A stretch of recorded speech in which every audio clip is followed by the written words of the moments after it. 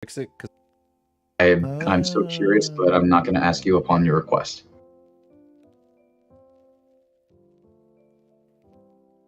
Maybe it won't let me gather. That'd be interesting if that was the case. If it's not letting me use my replay buffer. Huh, it's not letting me record this stream or use my replay buffer. Odd. That's never happened before. Oh well, I can just download the VOD. I won't be able to get clips like I was planning. This is a first. Love this. Love this. I hear the sarcasm in your voice. Let me try it one more time. Please check the log for details. If you are using AMD in-cores. Oh, my drivers need to be updated. That's a future Mario problem. All right. There we go. That's current Mario thinking outside. Yep, there we go. Well, yeah, that's a future Mario. But hello, fellow heroes. What's going on? Did I say that I was getting off for the day? I'm sorry. I meant that later on there was going to be an impromptu surprise podcast type stream / video that was going to be coming out with my newfound friend, Asian man. I already forgot the numbers. 593. 593. Represent. What's up? What's up, everybody? How's it going? This was your idea. I'm glad that you thought of me when you wanted to talk to someone about The Last of Us. We'll be kind of discussing with spoilers The Last of Us, probably more frequently the most current episode that came out, episode 5, the one featuring Henry and what was his brother? Henry and Sam. That episode was pretty gut punching, but up until this point, up until episode 5, how have you been in? What have your been thoughts of The Last of Us and the adaptation that it's been brought with it? Oh man, where do I start? Okay, so I give this series honestly a 10 out of 10. So honestly, I'll give it an 11 out of 10 for a live action video game adaptation. It's doing a real good job with that. When I first heard that HBO specifically was picking up this show, I was like, this is perfect because HBO will not cut corners. I'm an avid fan of the game. I remember playing the game, I want to say a couple years ago when it was free on PlayStation Store, and I just swept through it, and I was so immersed and so hypnotized by it. And did you play it on the PS3? PS4. I played it on the PS4 as well. I avoided it because it was like Dark Souls or something. Like I didn't like what was being advertised to me, and so I was just like, yeah, no, I'm not gonna. Which is funny because I love games like Red Dead Redemption and Mass Effect that are very story-driven games, and yet I stayed away. But then when I played this one, I was like, oh, now I know why everyone's in this. Now I know why everyone is playing this game. Yeah, I think there's a stigma against like zombie. I use the term zombie loosely, especially because this isn't a zombie show. But I think there's like a stigma against zombie stuff because, in my opinion, I don't pertain to zombie things because there's like no clear definitive point to the show. Like take The Walking Dead. I tuned out very hard with The Walking Dead because I never really found a point to the show aside from inept survival. But like this video game had a point to it. Like there was a story, there was a clear-cut story, there was a start and there was an end goal that the game was trying to reach. And I think that's what put this game above any other zombie game. We got Nate from Two Beards joining us from Titan. What's good, gents? What's going on, Nate? We're talking about The Last of Us, if you've watched it.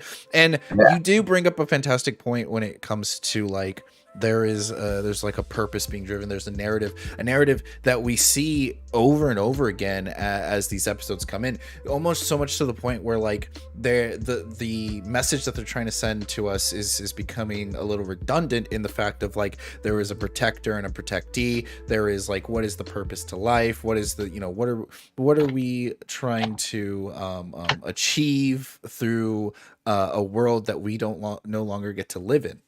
Yeah. And go ahead. yeah, go ahead. No, you go.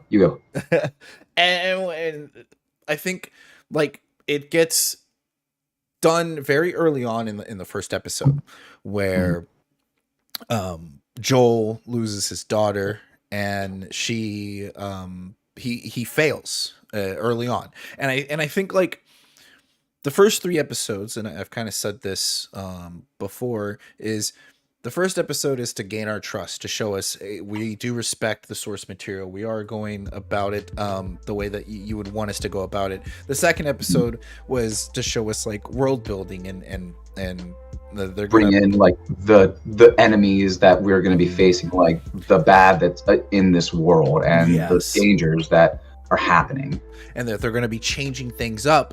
And also the second episode is another reflection of Joel's failure, because the first episode he loses his daughter, the second episode he loses his partner, and then in the third episode it's a culmination of the first 2 episodes, where they take things that we're familiar with, but like in the second episode they put a twist to it, and the third episode they completely flip the script, and we get this unique story that's being told on its own, that I know got some controversy back when it aired, but I think the third episode is wonderful, if not one of my favorite ones, because it is foreshadowing.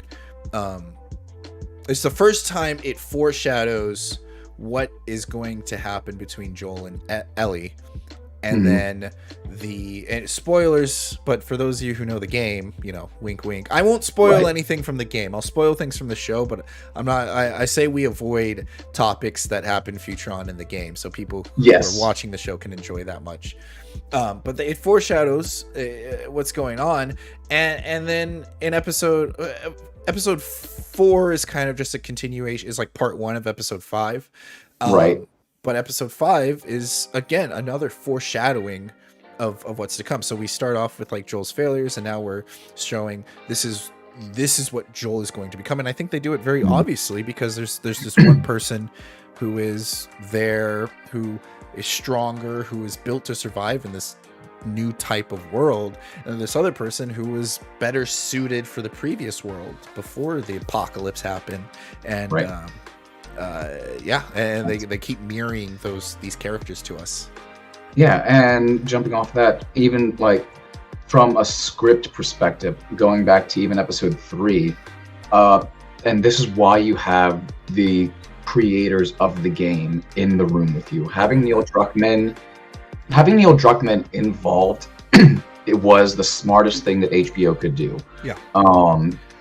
Because especially in episode 3, they picked up on such a minuscule detail that probably a lot of the people who played the game didn't even think about or even notice. And they were like, we're not going to follow the clear-cut storyline that we had in the game. We're going to make our own storyline with the same end result. Yes. Giving us a whole new life and returning back into this world of Joel and Ellie. In reference to Bill and... Gosh, what was his name? Pull up that IMDb. Yes, please. Why can I can never remember his name? It was Bill, and I forgot what his his husband's name was, or his partner's name was.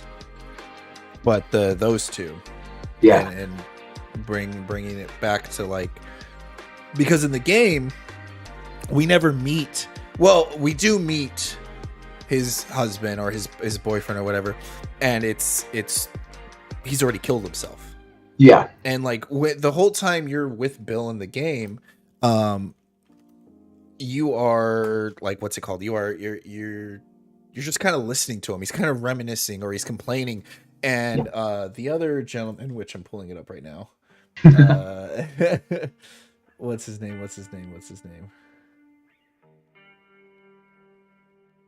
I don't know. Oh, this is gonna kill me. But the other gentleman, his boyfriend, he's almost referred to as a friend. And then you see that, he hung himself, he killed himself, and Bill's real upset about it. And you're like, oh, well, maybe it's because he lost his friend. And then later on, when they're in the truck and Ellie, finds the magazine, the men's very, very gay homosexual magazine. They're like, and she's like, oh, why is it all sticky? And Joel's like, oh, no. You then realize they were more than just friends.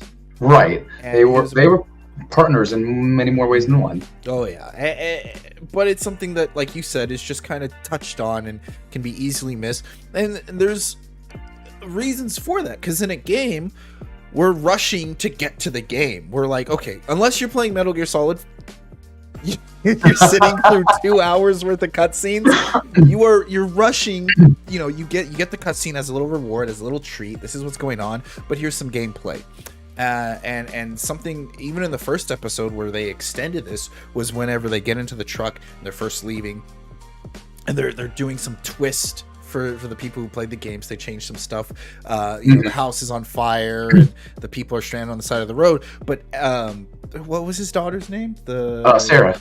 Sarah's like marinating what's happening. She's internalizing it, and we don't get to see this in the game. And this beautiful moment where the actors really get to show their chops off, and she's like, oh well, how did they get this, and where did they were in the city, they had to go to the doctors, and so seeing that fear come out of her from the destruction that's happening is fantastic, and an experience that you really only get if you're watching it in this format.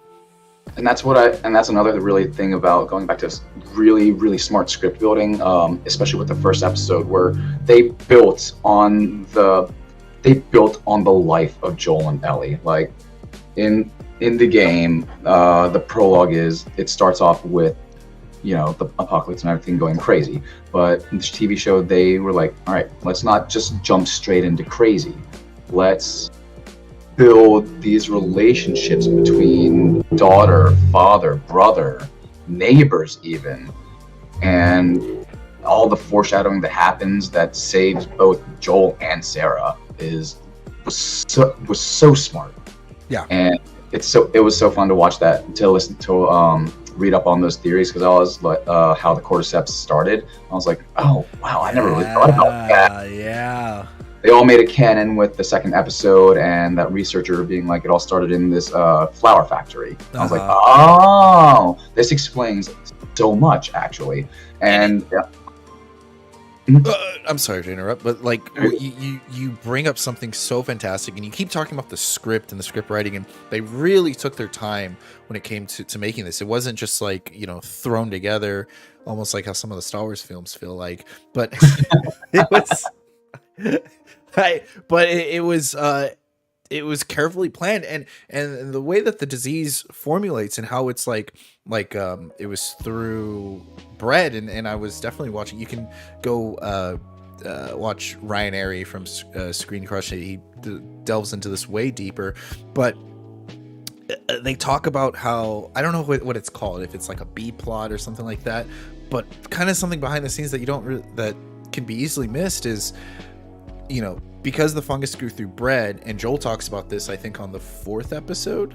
I think when they're walking through the woods, they're like, so how did it spread so fast? Ellie's asking him, and he's like, well, it was in food, like it was in a lot of the food that we eat. And in the first episode, Joel talks about how he's on the Atkins diet, and I work at a book. I'm still wearing my work shirt. I work at a bookstore, and that Atkins diet is all about no carbs. No carbs, no eating any of that. It was keto before keto, and so he didn't get affected. But then whenever they first meet Ellie, and she's talking about how she's immune and she can't be affected like that, the first thing we see her really eat between Tess, Joel, and her is a sandwich. Which is a sandwich with bread. Like, she's not afraid to eat bread. She doesn't have to be afraid to eat that stuff. So they went out of their way with just the smallest things, and I'm so glad you keep bringing up the script, because it had to start there. Exactly. And like fast forwarding to even this episode, like they were able to fill a lot of the plot holes in the game. Like, Ooh, I want to hear this. So I mean, take Sam and Henry's story. Like and here's where the big spoilers come. Like, if you haven't seen the show, at the end of we're talking about the current episode now, so yeah, when Sam officially like turns and attacks Ellie, like in the video game, Sam probably would have killed Ellie overnight because he was still a fully functioning human. He still had his hearing. Making Sam deaf in the TV show was super smart. Because that way that gives incentive for Sam to attack Ellie when officially Ellie like checks on him. And I didn't even think about that. Wow, that's and nuts. And Joel and Henry in the video game, Joel and Henry are just making breakfast, having a good old time, and they probably should have heard Sam turning and everything and growling and everything, and it's not until he attacks Ellie that they're like, oh shit, he's turning. Which they play that scene like shot for shot too. Which, how do you feel about that? The shot for shot scenes. Amazing. Like, I thought, just going back to episode 1, just the introduction, the prologue, that shot for shot was insanely heart wrenching. Yeah. This Sam and Henry shot for shot was heart wrenching. Like, I felt emotions when I played the video game. When I watched the episode, I like wept. I legitimately like wept. It's hard to watch. It is. These actors, freaking phenomenal. The guy who plays Henry, amazing. The kid who plays Sam, didn't know he was actually deaf.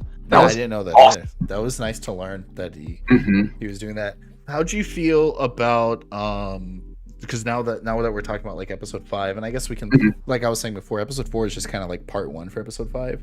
Yeah, but, episode 4 was bringing the hunters and everything, right? And this third group that we never really thought that we were kind of introduced to in episode 3, but never really experienced yet. Exactly, because Kathleen, she's new, right? She wasn't in the game. Yeah, she is brand new. Because she gives a face to the Marauders. Because in the game, you're not really dealing with the infected. You're dealing with you're trying to get out of the city, and you have all these. I guess, I don't know. They're not cannibals, but these bandits or these Marauders. These people that are just attacking you. They're NPCs. You got to kill something.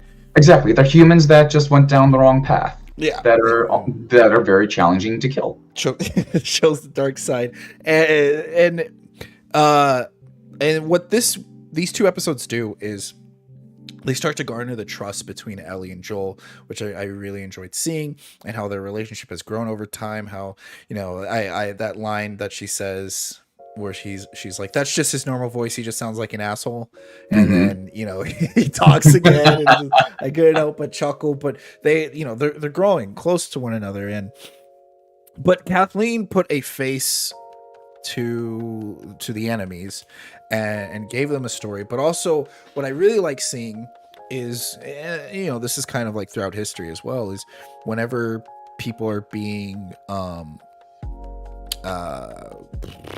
dominated, dictated, controlled, and they overthrow their oppressors. That's the word I was looking for. They overthrow their oppressors. They themselves become the thing that they were fighting against. Right. Like, and we see this 100% with Kathleen, and how, like, apparently, you know, everyone has good things to say about her brother. And who knows? Maybe her brother was a great guy, but it's probably biased because, you know, he's dead now, and so we're all going to say good things about him. But nonetheless, she knows. And I think, like, at first, I wasn't like episode 4. I did not care about Kathleen. I was like, okay, I was like, all right, we got a generic villain, just being a bad person, just to be a bad guy. And then I was like, why? And this is gonna sound horrible. I usually don't think this way in this light, but I was like, how come Perry, the dude with the beard, that's with the gun, that was always the badass looking dude, who shout outs to Jeffrey Pierce, he voiced Tommy That was a fun little pass down. Yep. And so I'm like, why isn't this guy the leader? Like, why are they all following her? And like, what's going on? And like, she sounds like a school teacher, which is kind of creepy. Like, she's talking to all the prisoners. Like, I just wasn't feeling it. But then episode 5, she won me over. And I think one of the directors quoted this, or who's the game director? Neil Druckmann. I think Neil Druckmann said this. Don't quote me on this, but I'm pretty sure he said this. He said that The Last of Us, and this was back when he was making the game for the PS3, like The Last of Us is it's a generic story. It's a story that's been told a million times. It's a normal story with complex characters. Yes. And so with Kathleen, whenever she tells that speech about like, I know I'm the monster, like I know I'm worse than my brother, I know I'm supposed to forgive him, but I'm not going to. I'm not going to. I was like, okay, she's one, like, oh my god, like, she's great. She's amazing. That is what made her so frightening, honestly. Yeah. That moment, I was like, that's where you realize I don't want to mess with you. Like, exactly. You have no remorse about any of your actions. You want to watch people suffer and like hurt because of your own pain and experience. And like, part of you is like, you kind of gotta feel for her. Like they did a really good job of giving these characters a sympathetic side too. Yeah. Like, because it's human nature. Like, if someone you loved was taken from you unrightfully, you would do anything to avenge them, to get revenge for them. And I'm not gonna spoil anything, but I think Kathleen's story is also going to be a big foreshadow of season 2. If you guys have played part 2. I've never played part 2. I'm gonna play part 2 though. I'll play it on stream and stuff like that and get into that. I know a lot of controversy behind that, but I'll definitely give my take on it in the future. I won't say it's controversy. It's a very slow burn game with a very worthwhile ending. Okay. I will say that out the bat. All right. I had a hard time getting through part 2 in certain parts of part 2, but the ending made it all worth it. And I know you're saying that she kind of foreshadows what's going on. I know what you're saying. It's like it's human nature, and I want to touch up on that because in episode 5, I think like there's a lot of like swapping between factions, a lot of like how we feel about someone, how we don't feel about someone. I think like Joel starts off not trusting Henry. Right. Kathleen starts off as being just a generic bad person, but then we learn that, you know, Kathleen is a hero to these people, whereas her brother was kind and had a vision. That's all it was just a dream, and she turned that dream into a reality. So, and everyone has these roles that are flipped. So Kathleen's a hero, Henry's a villain because he essentially killed their person, but Henry killed them to protect his brother, and now, you know, and so there's it's crazy how they just swap roles within the episode, and how where your initial thoughts on everyone is deemed a certain way, and then they twist it on you. It's beautiful, but what I like is with Joel is how, like, you know, the second he meets Henry, he's like, you're a rat. You know, Kathleen calls them the same thing, like they're rats. Like, they're calling them something less than human. They're dehumanizing them so that it's easier for them to kill them, practically. Yes, kill them. Yeah, thank you. But then he sees that, like, Sam is just like Ellie. Yeah, and like they're just people trying to get through, doing whatever they can. Like, he probably sees a lot of himself in Henry. Just trying to survive and escape this vicious town that Henry doesn't want to be a part of right now. That's another thing I love about The Last of Us, period, is it's a game and a TV show about perspective. Like, yes. Like, no one's really, almost like Game of Thrones, no one's really the villain. Everyone just has a different point of view. Exactly. And keep jumping forward to Last of Us Part 2. That's the big thing. That's the huge thing about Part 2 is it is a game of perspective. Like, you see through each of these characters' eyes what they are going through and their stories leading up to everything. And yeah, That's perfectly put. and that's what I think is so smart about this game. Like We touched on it a little bit. We talked about the third act a little bit. I want to focus in on the third act a little bit more. How many times can I say a little bit before I catch myself? Because we, the first and second act kind of like introducing the characters and setting up the scene, and we have this monologue again. Another reason why I kind of like started to enjoy Kathleen whenever she's talking about fate and how Sam is supposed to die, but she herself is. We are seeing. So okay. I'm going to reference Game of Thrones again because they're both kind of made by HBO. Right. So a lot of people kind of like to say that Game of Thrones kills off characters and it's unexpected and stuff like that. I disagree. If you pay attention to like the plot, and the progression of the character, they serve their purpose in the plot and they serve themselves as a lesson to be told. Until we get to the later seasons, and then those lessons go out the window. But the lessons are each character's death is a lesson on what not to do in that world. And this is exactly what happens in episode 5. Is Kathleen is a lesson. In episode 4, she is so obsessed with revenge, it consumes her. It gives her purpose, just like how with Bill, protecting someone gave him purpose. And drove him to push further and get out of his comfort zone. Right. Kathleen's revenge pushed her out of her comfort zone and brought a bunch of other people with him as well. But she neglected the infected, the zombies that were literally sent underground and were just waiting. And it's crazy because there's so much symbolism here. There's we both are passionate when it comes to cinema and moviegoers. Right. And, like, we know how much detail goes into a 10-second scene just for like the audience to kind of not realize like everything from the choice of lighting and where someone is standing. And I think what's really, really good here is that they use fire. And fire is usually symbolized as rage or an eruption, or in this case, I think it's a dual symbolism with like you have like she's literally bringing out hell.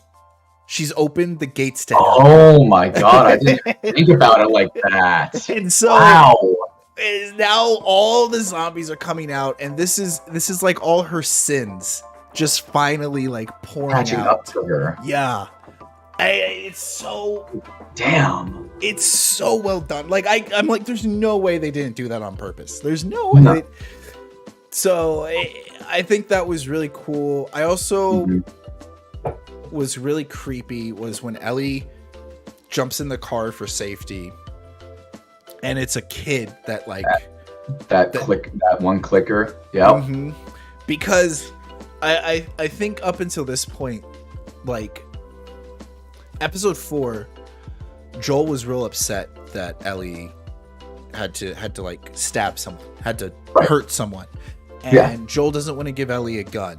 And and at first it's because he doesn't, it's told that he doesn't trust her, but I think it's like he's trying to protect her innocence, because he says you as a kid shouldn't have done that. And Ellie in her own sense, I think she feels invincible, and she's also told in the show, like, you may not get turned into an infected, but that won't stop them from ripping you apart. Yep. And so this kid comes in to kill her, and I think it's like oh, you're not safe either. Right. You too could be killed. Like, that's Ellie's realization of, I really need to watch my ass. Yep. Especially because she did just use all of her bullets trying to shoot that truck. And real quick, I just want to point out the amazing use of Ellie's crawl spaces. Yes.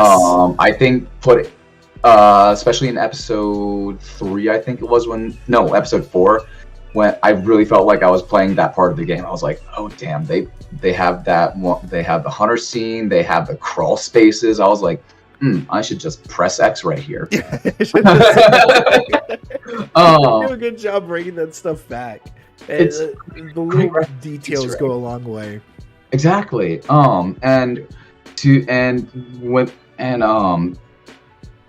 Gosh, and also like we when it comes to this child clicker, Yeah. it's frightening at the fact that Ellie sees that this kid could have been Ellie. Yep. And I think that frightens her so much. And she also realizes how lucky she is to have this immunity, to have this power. Yeah. And that it's her realization there that she is gonna save the world. She has to save the world. She has to, and that's crazy because okay, we're gonna get to that. I'm gonna come back to that point you just brought up. Okay.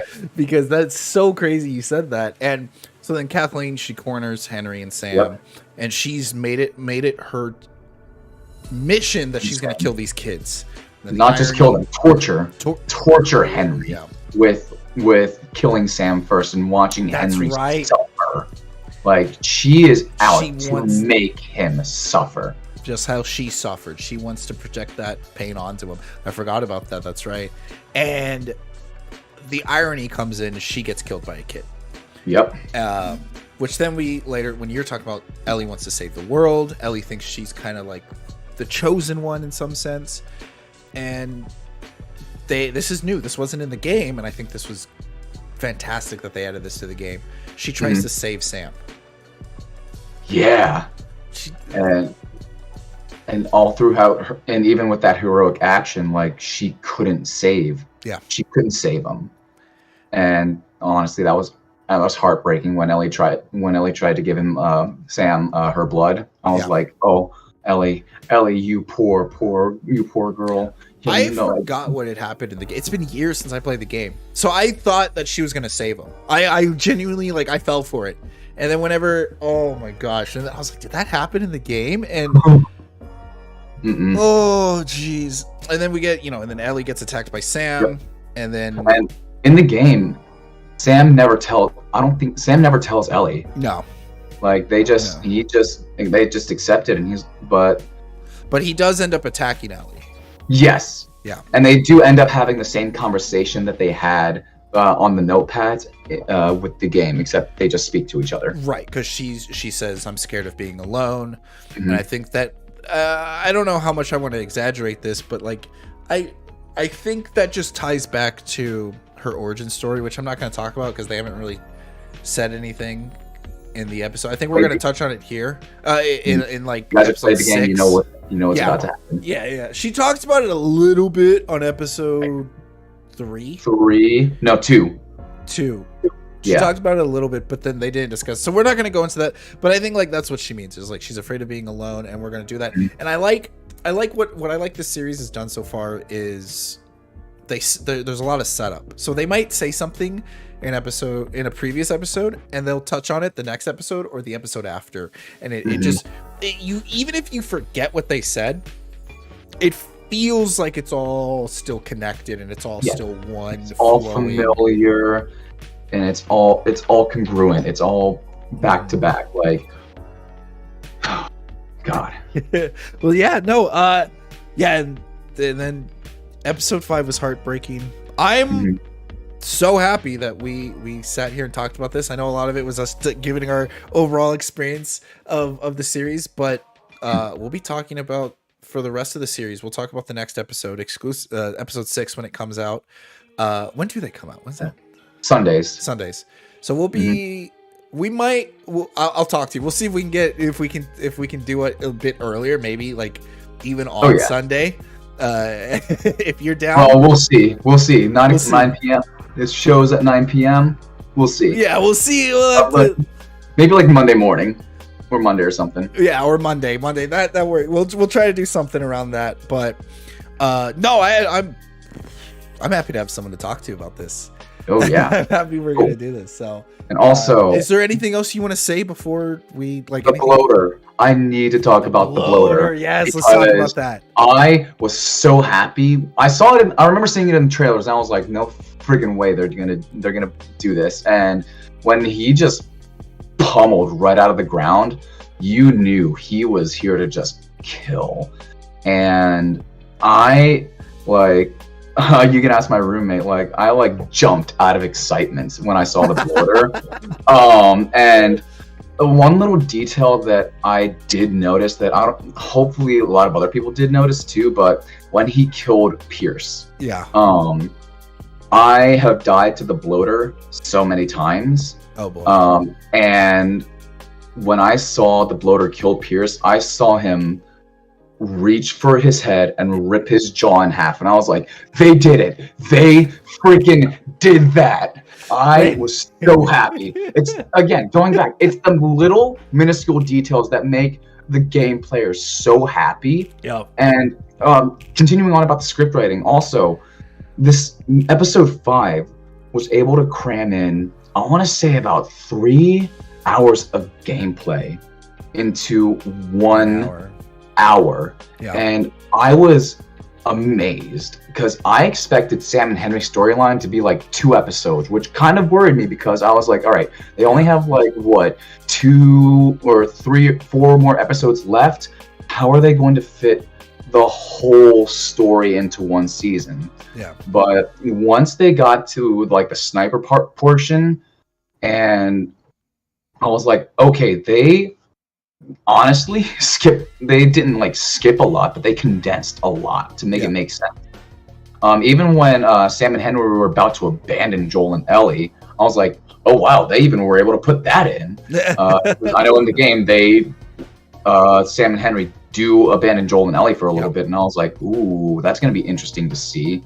But they, again, smart script writing. This is why you have the game creator in the room. That's why I think a lot of the live action adaptations have failed, because they didn't have the actual creators with them.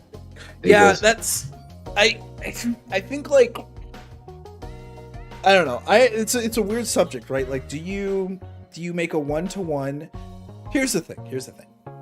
When if something is successful, they've given you the keys to success already. Yeah. They said this is the roadmap of like what works. Just do that. But at the same time, you don't want to copy exactly what someone else is saying or doing. Mm-hmm. And so you're like, well, crap, what do we do? But I think like Last of Us is doing a good job at changing things, making different, completely giving us entire episodes that weren't in the game to give us a new experience. And even for those of us that played the game and know what's going to happen, we're able to enjoy the ride with it and still be surprised along the way, the journey there. So even if you're holding off and you hear it's too much like the game, I still recommend you go check it out. And you watch these couple of episodes. Each episode's been a banger. Oh yeah, honestly, there have been no weak episodes. Like, honestly, I think if I were to rank each episode that's come out so far, I think episode 5 has jumped its way to my favorite episode. Wow. It's 5, 3, 2, 1, 2, and then 4. 4, yeah. 4 is a lot of setup, but 4 exactly. But 4 was still very good. Is very good because it starts going over the bond between Ellie and Joel and things of that nature. Cool, man. Yeah, we'll talk more on this next week. Heck yeah. And for the rest of you guys, until next time. Until next time, guys. Thanks so much.